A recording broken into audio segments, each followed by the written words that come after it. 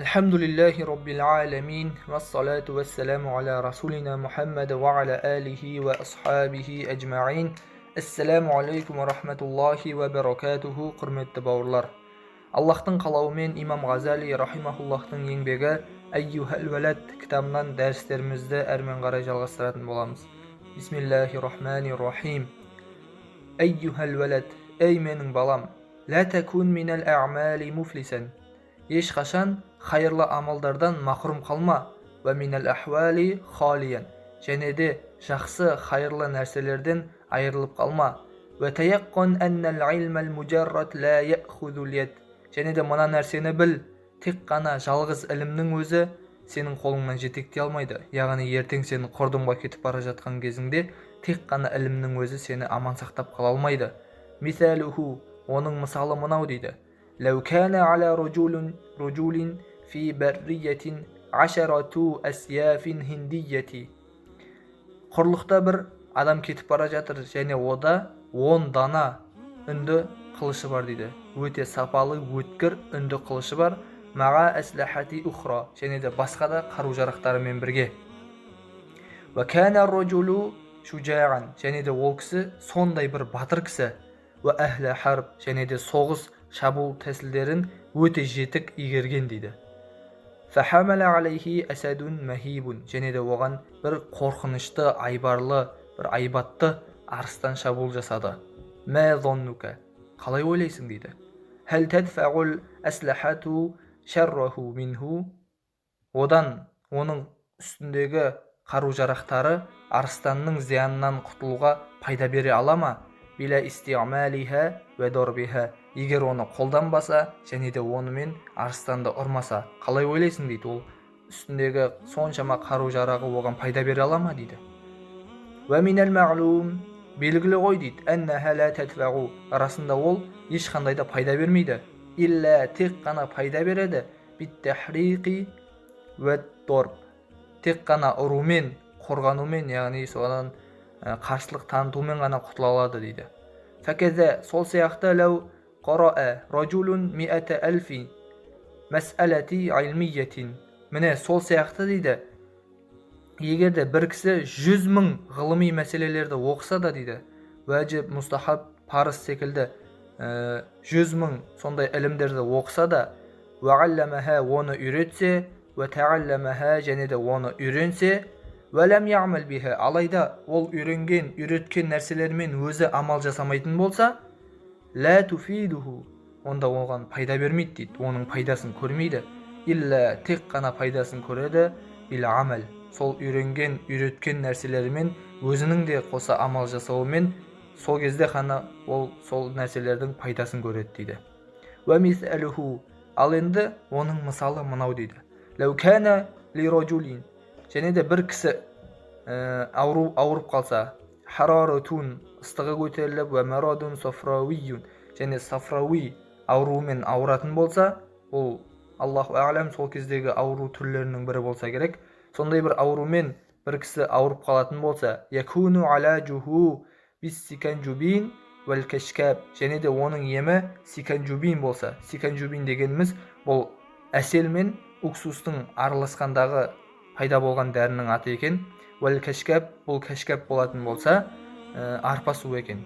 Осындай емдік шөптері оның емі бола тұра, ауырған адамның жанында осылардың емі бола тұра, фәлә яхсилул буру, оған ешқандай шипа қонбайды дейді. Сол дәрілердің жанында болуымен, тек қана жанында болып, оны қолданбайтын болса, онда оған бұл дәрілер ешқандай пайда бермейді дейді. Илля, тек қана пайда береді, бистиамалихима, ол екеуін қолданғанда ғана пайда береді дейді. Вәләу қаратәл илма 100 сәнә, егер сен 100 жыл бойы ілім үйренсең де, ілім оқысаң да, ва жамаъта алфа китабин, және де мыңдаған кітап жинасаң да, ла такуну мустаиддан ли рахматиллахи та'ала, Аллах тағаланың мейіріміне, рахметіне лайықты болмайсың. Илля, тек қана лайықты боласың, бил амал, сол үйренген, жинаған ілімдеріңе амал еткен кезде ғана Аллахтың мейірімі, рахметіне лайықты боласың дейді. Кәмә қал Аллаху та'ала, Аллах тағаланың бұлай айтқаны секілді. Ва әлләйсә лил инсан, адам үшін бір ешқандай нәрсе жоқ, илля тек қана мә сәға, өзі ұмтылып әрекет еткеннен басқа. Фәмән қала, және кімде-кім бұлай деп айтса, инна хазихил айята мансухатун, бұл аят мансух болып кеткен, яғни бұл аят үкімі жойылған аят қой деп айтатын болса, би қаулихи алейхиссалам, онда пайғамбарымыз саллаллаху алейхи уассаламның мына бір сөзін қараңыз дейді. Иза ма табну адам, егер адам баласы қайтыс болса, ин қатаға амалуху, оның амалдары, барлық амалдары тоқтайды.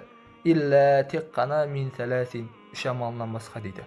Бұл баршамызға мәшһүр белгілі хадис, яғни адам баласы қайтыс болғаннан кейін оның барлық жасаған амалдары үзіледі, және де тек мына бір амалдарынан басқа. Оны айтып кетеді. Ел игілігі үшін берген жария садақасы, және де пайдалы ілімі артынан қалдырған, және де өзі үшін дұға тілейтін салихалы ұрпақтың қалдырып кетуі. Осы нәрселер айтылады хадисте.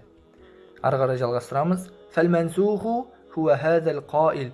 Бұл сөз, яғни осы бағанағы жоғарыдағы аят, ол мансух, үкімі жойылған ғой деп айтсаң, пайғамбарымыздың мына сөзін қара деп айтты, және де астында айтады, бұл сөзді айтып тұрған сол бағанағы аяттың насх етілген деген айтқан адам ғой дейді. Вәлә ин канат мансухатун, егер ол насх болды деп айтатын болсаң, яғни үкімі жойылған деп айтатын болсаң, фәмә тақулу фи қаулихи тағала, Аллах тағаланың мына бір сөзіне не айтасың дейді. Фәмән кәна ярджу, және кімде-кім үміт етсе дейді, лиқа'a раббихи, Аллах тағаламен өзінің Раббысымен жолығуды үміт етсе, фәлья'мәл амалан салиха, онда ол салихалы амал жасасын дейді. Және де келесі бір аятта, жазаум бима кану я'малун, олар осы дүниеде істеген амалдарының сый-сияпаттарын алады дейді. Және де келесі бір аятта, жазаум бима кану яксибун, олардың осы дүниеде істеген күнәлары себепті олардың соңғы баратын жері тозақ болады дейді. Келесі бір аятта тағы айтады, инналлазина аману ва амилус салихати канат лахум джаннатул фирдауси нузула. Ал егер иман келтіріп, және де салихалы амалдар жасағандар, олардың баратын қонақ жайы жәннат бақшалары болады дейді. Илля мен таба ва амана ва амила амалан салиха, және де иман келтіріп, салихалы амал жасағандардың жөні бір бөлек дейді. Ва ма тақулу фи хазал хадис, және де мына бір хадиске не айтасың дейді. Бунияль исламу аля хомс, ислам 5 тіректен, 5 негізден құралады. Шахадати ан ла илаха иллаллах, Аллах тағаланың жалғыз екендігіне, одан басқа ешқандай тәңірдің жоқтығына куәлік ету, ва анна Мухаммадан расулуллах, және де Аллахтың елшісі пайғамбарымыз Мұхаммед Мұстафа саллаллаху алейхи уассалам екендігіне куәлік ету, ва иқамис сала, және намазды кемеліне жеткізіп оқу, ва итаиз зака, және де зекет беру, ва сауми рамадан, және де Рамазан айында ораза ұстау, ва хаджил бейти ман истатаға илейхи сабила, және де шамасы жеткен адамның қажылық жасауы. Вәл иман, иман дегеніміз қаулун бил лисан, тілмен айту, ва тусаддиқун бил жанан, және де жүрекпен растау, ва амалун бил аркан, және де исламның негізгі тіректерімен, рукундермен амал ету. Ва далилул а'мали аксару мин ан юхса, және де бұл амалдарға дәлелдер өте көп, шексіз дейді. Ва ин кана ал-абду яблугул джанната би фадлиллахи ва карамихи, және де қандай да бір құл Аллах тағаланың кеңшілігімен және де жомарттығымен жәннатқа жететін болса, валакин алайда бa'да ан яста'адда би та'атихи ва ибадатихи, алайда ол адам ғибадатын, итағатын толықтырғаннан кейін ғана дейді. Лианна, расында, рахматаллахи қарибун минал мухсинин, себебі Аллах тағаланың мейірімі жақсылық істеушілерге, игі іс істеушілерге жақын дейді. Вәләу қила, егер бұлай деп айтылса, яблуғу айдон би муджаррадил иман, ол тек қана иманмен ғана жәннатқа жете алады ғой деп айтылатын болса, себебі пайғамбарымыз саллаллаху алейхи уассаламның мына бір сөзі бар, адам баласының жүрегінде шаңның тозаңындай бір иман болса, ол адам жәннаттық деп айтқан. Егер де осы сияқты бір адам келіп былай деп айтатын болса дейді, ол ешқандай амал жасамай тек қана иман етсе болды, ол жәннатқа бара алады ғой деп айтатын болса, құллә, біз айтамыз дейді. Нағам, иә, дұрыс айтасың, ләкин алайда мәтә яблуғу, алайда ол адам қашан жетеді дейді. Кәм мин ақобатин кәудин тестақбилуху, оның алдынан шығатын алдырмас асулар көп қой дейді, яғни қиыншылықтар көп қой дейді.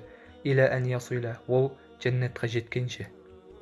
Әуәлу тилкәл ақобат, сол қиыншылықтардың ең біріншісі ақобатул иман, иман қиыншылығы.